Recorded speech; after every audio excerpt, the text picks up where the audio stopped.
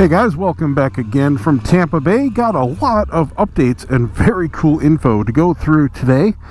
I'm going to try to make it short because I am getting over that bad sinus infection, but my throat can only take so much talking. Did a video yesterday and talked for about a half an hour, and that was too much. So first, an update on the tire situation, and then a funny haha story about what happened after. So a follow-up here. Like I said in the past video, Tom came over, we swapped the rear tire, so I knew that the problem was down to it. So that left the bearings, the balance, the rim, or the carcass itself. Rim was perfect. Balance turned out to be perfect. Just got the new tires back here from the shop, and I had him inspect the old ones before they came off. He said they balanced just fine. Nothing appeared out of the place, and he had never heard of that issue before either, but agreed with me that all said and done, it came down to something in the carcass. Anyway, Road Smart 3s now going on. Wanted to try them anyway, so they're getting really good reviews. They aren't brand spanking new like the Road Tech 01s were. These so far have really good feedback from all the guys on the FJR specifically, so I'm looking forward to giving these a shot and seeing how they do. Let's get them on the bike. There we go. New shoes on, ready to rock. Can't wait to try them out. Thanks again, Tom, for doing the troubleshooting. I'll shoot a message over in Metzler, see what they say. For those of you saying, why didn't I go through warranty? Because I just, at the best case scenario, get another set of the Road Tech 01s, and I didn't want another set of Road Tech 01s. So if they give me something, they give me something. If not, just chalk it up to a learning experience. And no, a lot of people have misunderstood my words, saying I was saying all Road Tech 01s were bad or they're all going to have a problem on the FJR. I never said anything like that. I was only speaking of my one particular set. I understand it's a fluke. It happens with all brands. A number of people said they had similar things happen with various makes and models of tire. It doesn't have anything to do with exactly what brand or what model of tire it was. Shit happens. It's just the way it goes. You know, it sucks that I'm out a couple $100 worth of tread on the Road Tech 01s, but like I said in the first video, even if that wasn't the issue, I was happy to get rid of them anyway, just to try something else, because I didn't like the ride. It's just personal preference. A lot of people like them. If you like them, that's fine. I have no problem with that. That's it. So after getting the tires on, I go to a local shop here, and I use them just for mounting and balancing tires, because they're cheap, they're very convenient, just down the street, and that's what I like. I don't have the tools here, not that it's a cost issue, it's more of a space issue, and you know, I use them once, maybe twice a year, so it's no big deal to pay for the mounting and balancing, especially since it's so convenient just to run it down the street. And I like doing all the work on my bike, so I bring them the wheels, no big deal. Okay, so I get the new tires back. I knew that the rear tire was the cause of the last problem because of the swap with Tom. I put everything back together, and oh my god, is it terrible. It is way worse. It is very different. The old problem went away when you pulled in the clutch, and it was only in the 90s. The new set was not just vibrating, but violently shaking the bike, about 80 plus, and it got worse as it went faster, and pulling in the clutch did absolutely nothing. So I am second guessing myself left and right. I pull the whole bike back apart. I mean, I double check everything, go all the way up to the transmission, the U-joint, the drive shaft, every freaking bearing, every mounting, nothing. I find nothing out of place. I am pulling what's left of my hair out, thinking, what could be wrong? And then I think, all right, what are the odds on getting two bad tires in a row from different manufacturers? Astronomical.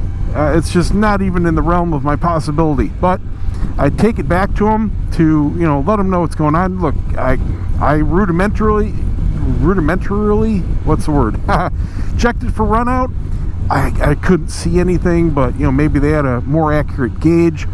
So long story short, it's a mom and pop shop. I'm dealing with the owner right now, and we put it on the balancing machine, and it's not even close. He's, you know, apologizing up and down. He had a kid do it.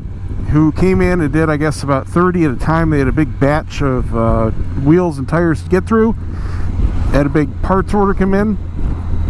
And, you know, he didn't make excuses. He said, you know, maybe he just overlooked it, got busy, who knows. But it wasn't even touched. The weights, in fact, were the same from the previous balancing job. So, okay, well, you know, I'm not pissed at this point. Obviously went through hours of extra work, but overall, I was just glad to finally solve the problem. Put the bike all back together again, went out and tested, and pretty much the same thing. I mean, very little difference. Violently shaking, above 100. The windscreen is just wonga, wonga, wonga, wonga, wonga. Mirrors are like blah, blah, blah, blah, blah. Just terrible. I mean, it's like being inside a SPL sub car or something. So, obviously, something's still wrong. Again, just going crazy, trying to figure out what the heck I did wrong. And then after a lot of thinking, I said, well, alright, we know they screwed up the rear one. What are the odds that they screwed up both of them? I mean, again, just terrible odds, but it's a possibility, and it's about the only variable out of my reach.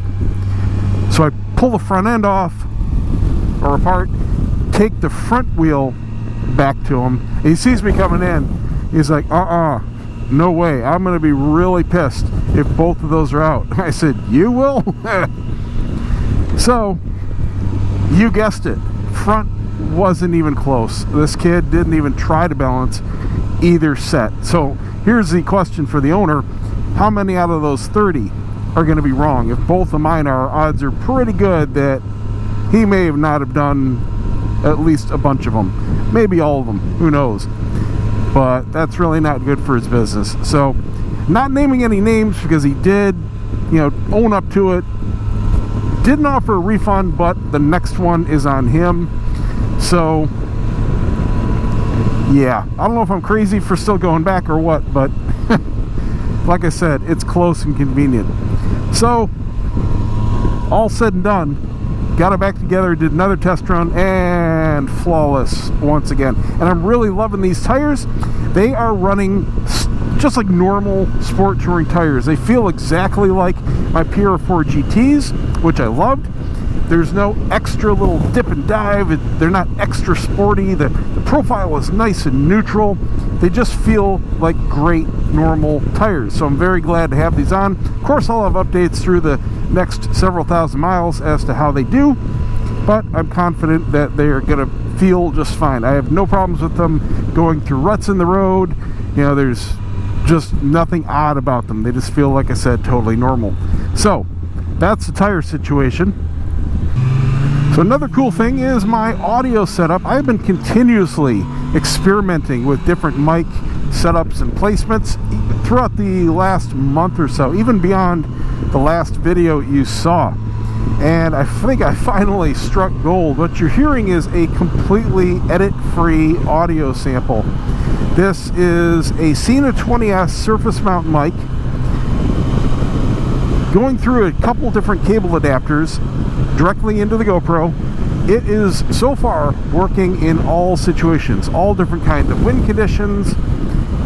You get to hear the ambient sounds. It works for my voice no matter what level I'm at. It requires no dead cat, no foam, no hiding in the cheek pad or anything. It's directly in front of my mouth.